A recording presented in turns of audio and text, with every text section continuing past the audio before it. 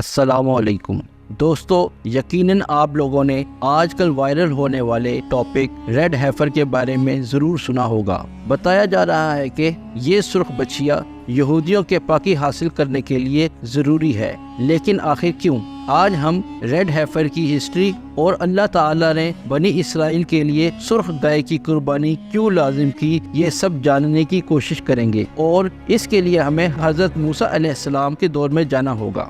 دوستو، آپ سب جانتے ہیں کہ جب حضرت موسیٰ علیہ السلام کوہ سینائی پر مسلسل 40 دن اور 40 راتوں کے لیے عبادت میں مشغول تھے تو پیچھے ان کی قوم یعنی بنی اسرائیل کو سامری جادوگر نے بہکانا شروع کیا اور انہیں شرک کی طرف راغب کیا۔ اس نے بنی اسرائیل سے کہا کہ تم مجھے اپنے سونے چاندی کے ذخائر دو تو میں تمہارے سامنے تمہیں مصر سے بچا نکالنے والے رب کو پیش کر دوں۔ نعوذ باللہ۔ سامری نے ایک بہت بڑی آگ کا الاؤ تیار کیا اور اس میں تمام لوگوں کے دیے ہوئے سونے اور چاندی کو ڈال کر کچھ جادوئی منتر پڑھے تو آگ میں ایک سونے کا بچڑا ظاہر ہوا۔ پھر سامری جادوگر نے حضرت جبرائیل علیہ السلام کے قدموں کی دھول اس بچڑے پر ڈالی تو یہ بولنے اور حرکت کرنے لگا، جس کے بعد بنی اسرائیل شرک میں مبتلا ہو کر اس گائے کو خدا سمجھ بیٹھے۔ حضرت ہارون علیہ السلام کے بہت سمجھانے کے باوجود یہ لوگ اپنی ڈھٹائی پر جمے رہے، حتیٰ کہ 40 دن مکمل ہونے کے بعد حضرت موسیٰ علیہ السلام واپس آئے تو شدید جلال میں آ کر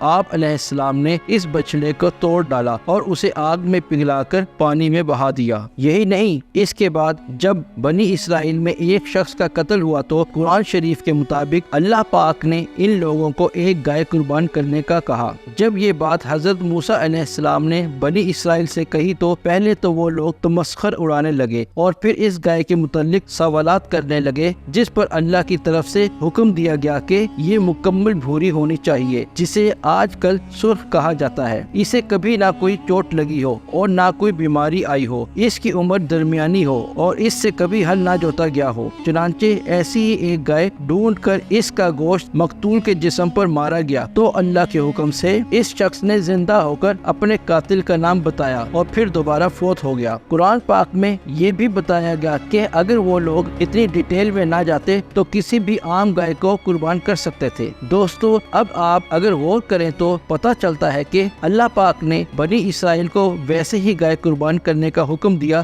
جو اس سونے کے بچڑے سے ملتی جلتی تھی، یعنی اللہ تعالیٰ نے ان سے ان کے جعلی معبود کو ہی قربان کروایا اور یہی ان کی سزا تھی۔ دوستو، اب بات کرتے ہیں آخر اب لال گائے کی قربانی کیوں ہو رہی ہے، تو اس کے لیے ہمیں مسجد اقصی کے متعلق جاننا ہوگا۔ مسجد اقصی یروشلم میں موجود ہے اور یہ مسلمانوں کے لیے انتہائی اہم جگہ ہے۔ یہ ہمارا قبلہ اول ہے اور ہمارے لیے خانہ کعبہ اور مسجد نبوی کے بعد سب سے مقدس جگہ ہے۔ دوسری طرف یہودیوں کے مطابق ہزاروں سال پہلے یہاں حضرت سلیمان علیہ السلام کا ہیکل موجود تھا، جسے 2 مرتبہ گرایا گیا تھا۔ اب یہودی اسی جگہ تیسری مرتبہ ٹیمپل بنانا چاہتے ہیں۔ یہ لوگ یہ بھی مانتے ہیں کہ اسی جگہ ان کا مسیحا نمودار ہوگا، جس کا یہودی بڑی شدت سے انتظار کر رہے ہیں۔ یہی وجہ ہے کہ القدس ان کے لیے بہت مقدس جگہ ہے، لیکن ہم جانتے ہیں کہ القدس مسلمانوں کی جگہ ہے اور یہاں صرف مسلمان ہی عبادت کے لیے آ سکتے ہیں، اور یہیں سے ان سرخ بچڑوں کی کہانی سامنے آتی ہے۔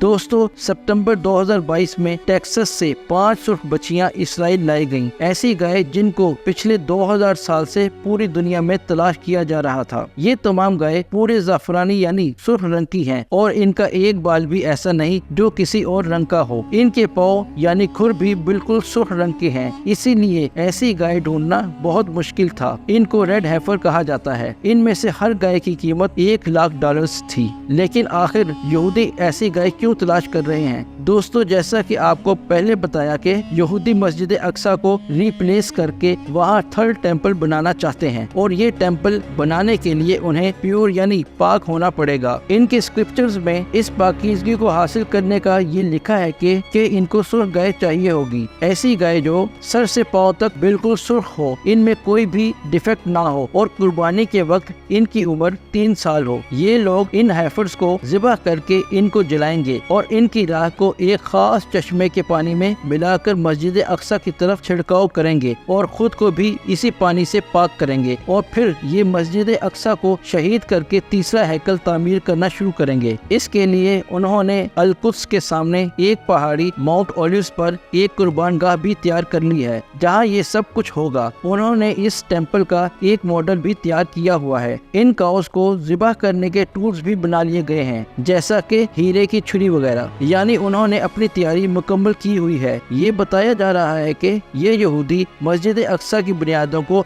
ऑलरेडी कमजोर कर रहे हैं, ताकि बाद में इसे बआसानी शहीद कर सकें। इस सब के लिए इन्हें बस ये लाल गाय चाहिए थी, जो अब इन्हें मिल चुकी हैं, और इम्कान जाहिर किया जा रहा है कि चंद दिन बाद यानी अप्रैल के महीने में ही इन काउस को ज़िबा किया जाएगा, जिसका मतलब है कि फिर ये मस्जिद अक्सा को शहीद करने की कोशिश करेंगे। अब सवाल ये है कि ये सब किस कदर खतरनाक हो सकता है। दोस्तों, जाहिर सी बात है कि अगर मस्जिद अक्सा को शहीद करने की कोशिश की जाएगी तो ये बहुत खतरनाक होगा। जैसा कि आप जानते हैं कि हमास ने हालिया जंग की एक वजह ये भी बताई थी कि सुर्ख बछिया इसराइल में आ चुकी हैं और यहूदी मस्जिद अक्सा को शहीद करना चाहते हैं। अब आप अंदाजा लगा सकते हैं कि अगर बैतुल मुकद्दस को शहीद करने की कोशिश की गई तो ये कितना खतरनाक होगा। जाहिर सी बात है कि इससे पूरी दुनिया में एक खतरनाक जंग शुरू हो सकती है, जो कि तीसरी जंग अजीम का रूप धार लेगी। कहा जा रहा है कि शायद इसी साल यानी 2024 के आखिर तक यहूदी थर्ड टेम्पल तैयार कर लेंगे, जिसका साफ मतलब है कि 2025 में दज्जाल जाहिर हो सकता है। दोस्तों, आप सबसे गुजारिश है कि सूरह कहफ की पहली और आखिरी 10 आयत रोजाना पढ़ने का मामूल बना लें और हर जुमा को मुकम्मल सूरह कहफ की तिलावत किया करें, ताकि हम सब फितना दज्जाल से महफूज रह सकें। आमीन।